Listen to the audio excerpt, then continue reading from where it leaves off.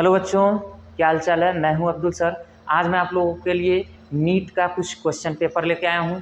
कुछ क्वेश्चन जो इम्पोर्टेंट होते हैं पॉइंट ऑफ व्यू से, एग्जाम के पॉइंट ऑफ व्यू से बहुत ही इंपॉर्टेंट क्वेश्चन है। ये 2023 में भी पूछे गए हैं और ये रिपीट भी होते रहते हैं। लगभग 70% 60% क्वेश्चन जो होती है नीट में ये पूछे जाते हैं रिपीट कर करके। तो सबसे पहले आप लोग अपने मन से नीट का भ्रम निकाल दीजिए, डर निकाल दीजिए। नीट को बीट करना हमारे बस की बात नहीं है, नीट को क्रैक करना हमारे बस की बात नहीं है, ऐसी कोई बात नहीं है। सभी लोग क्रैक कर सकते हो, सभी लोग डॉक्टर, इंजीनियर और भी जो भी आपकी उद्देश्य है वो बन सकते हैं। बस कंटिन्यू आप लोग पढ़ाई करते रहिए, कोशिश करते रहिए, लगातार अपने लक्ष्य की तरफ ध्यान रखे रहिए। तो देखिए ये क्वेश्चन किस तरह से सॉल्व किए जाते हैं। आप लोगों को पता है कि नीट लगभग सारे क्वेश्चन जो होते हैं ऑब्जेक्टिव टाइप क्वेश्चन आते हैं और सभी क्वेश्चन को हम लोग मार्क करके इसको टिक करके सॉल्व कर सकते हैं। और एक चीज़ और कि नीट की जो भी क्वेश्चन होती है, जो भी हम लोग क्वेश्चन सॉल्व करते हैं, इसमें माइनस मार्किंग भी होती है। इस वजह से बड़े ध्यान से क्वेश्चन पेपर को सॉल्व किया जाता है। तो चलिए हम लोग इसको देखते हैं किस तरह से क्वेश्चन आते हैं। ये कुछ इंपॉर्टेंट क्वेश्चन है। देखिए, which of the following is not an insect. इसमें से कौन सा इंसेक्ट नहीं है। मस्कीटो, स्पाइडर और लोकस्ट में से कौन सा इंसेक्ट नहीं है। तो मैं लगाया हूँ स्पाइडर में। Spider is not an insect. Spider insect के कैटेगरी में नहीं आता है। दूसरा क्वेश्चन है which of the following is not a living fossil. इसमें से कौन सा ऐसा ऑप्शन है जो लिविंग फॉसिल नहीं है। साइकस है कि आर्कियोप्टेरिक्स की किंग क्रैब। तो आर्कियोप्टेरिक्स लिविंग फॉसिल नहीं है, ठीक है ना। उसके बाद तीसरा क्वेश्चन है the membrane enclosing the brain and spinal cord are known as.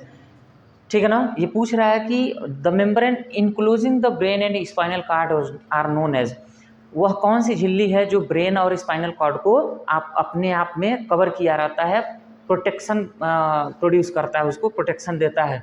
उस मेम्ब्रेन का नाम बताइए, उस झिल्ली का नाम बताइए। तो हमारे ब्रेन में क्रेनियम के जस्ट नीचे क्या होता है, मेनिंजस की मेनिंजाइटिस की सेल वॉल। तो इसका सही उत्तर है उस मेम्ब्रेन का नाम है मेनिंजस। मेनिंजस एक ऐसा ये क्या कहते हैं कि मेम्ब्रेन है जो हमारे ब्रेन को प्रोटेक्शन प्रोड्यूस करता है, प्रोटेक्शन उत्पन्न करता है। तो मेनिंजस, मेनिंजाइटिस और सेल वॉल में मेनिंजस होता है ब्रेन की वो लेयर, ठीक है ना, मेम्ब्रेन जिसे कहते हैं। ब्रेन और स्पाइनल कॉर्ड में मेनिंजस नामक मेम्ब्रेन पाया जाता है। चौथा क्वेश्चन है which of the plant fix nitrogen from air. वो कौन सा प्लांट है जो हमारे एयर से, एटमॉस्फेयर से नाइट्रोजन को फिक्स करता है। तो आप लोग लेगुमिनस प्लांट के बारे में पढ़े होंगे। वो लेगुमिनस प्लांट जो नाइट्रोजन से एयर से नाइट्रोजन को एब्जॉर्ब करते हैं, खींचते हैं और पेड़ पौधों में उसको क्या करते हैं, समाहित करवाते हैं, एब्जॉर्ब करवाते हैं। तो क्या है, मेज है कि पी है कि वीट है। अगर लेगुमिनस प्लांट जानते हैं तो आप लोग लगा सकते हैं कि पी है। पी मतलब मटर। मटर जो है लेगुमिनस प्लांट होता है और यह लेगुमिनस प्लांट ही नाइट्रोजन फिक्सेशन का काम करता है। पांचवा क्वेश्चन है इफ ब्लड सेल आर क्या है, eliminated from the blood the liquid left is.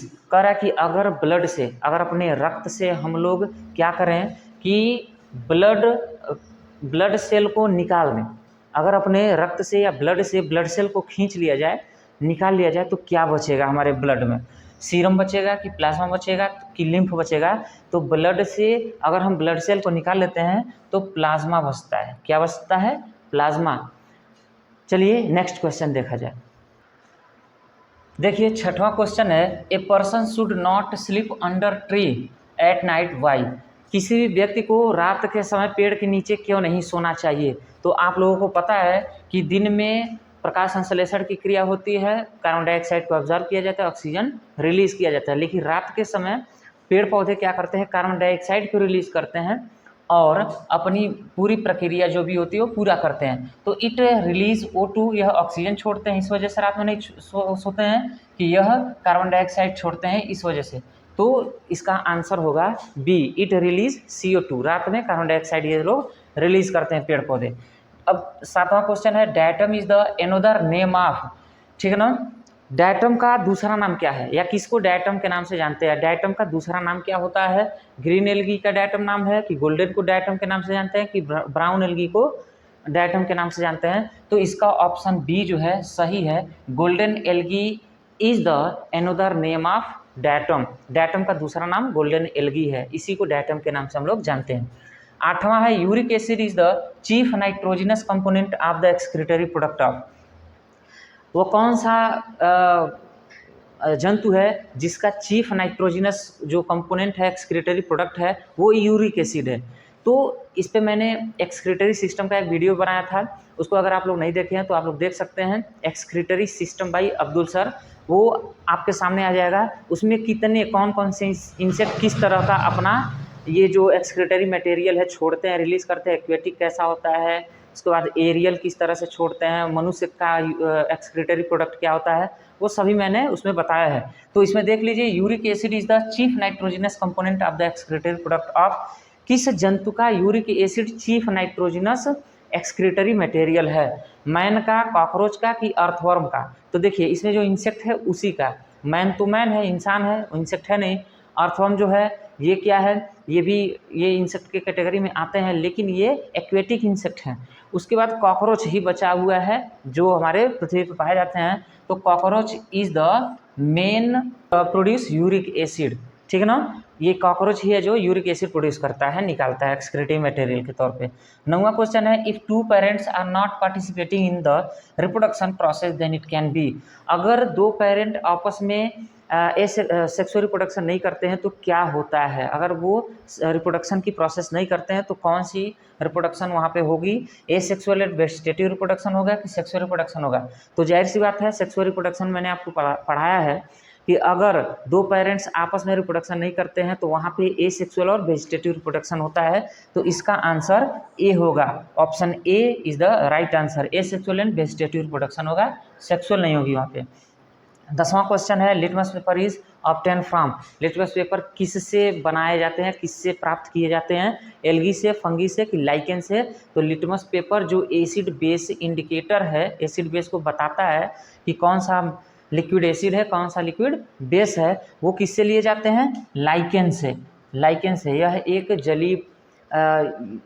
जलीय पौधा है जो समुद्र के तलों से निकाले जाते हैं। लाइकेन ही लिटमस पेपर लाइकेन से ही बनते हैं, ठीक है। तो ये सभी ये नीट के क्वेश्चन थे, 2023 में पूछे जाने वाले नीट के क्वेश्चन थे ये सब। इन सब को आप लोग रिपीट कर लीजिएगा, क्योंकि ये फिर से 2024 के भी नीट के क्वेश्चन पेपर में ये आ सकते हैं, रिपीट किए जाते हैं। तो आप लोग अभ्यास करते रहिए, मेहनत करते रहिए, और अपनी ओपिनियन भी कमेंट में बताते रहिए कि किस तरह से आपको वीडियो चाहिए, किस तरह से आपको क्वेश्चन पेपर बनाया जाए, क्या चीज़ों में आपकी प्रॉब्लम है वो बताते रहेंगे तो उस पर वीडियो आपको मिलती रहेगी, मैं बनाता रहूँगा। अपनी कमेंट में जो भी कमियां हैं, जो भी ओपिनियन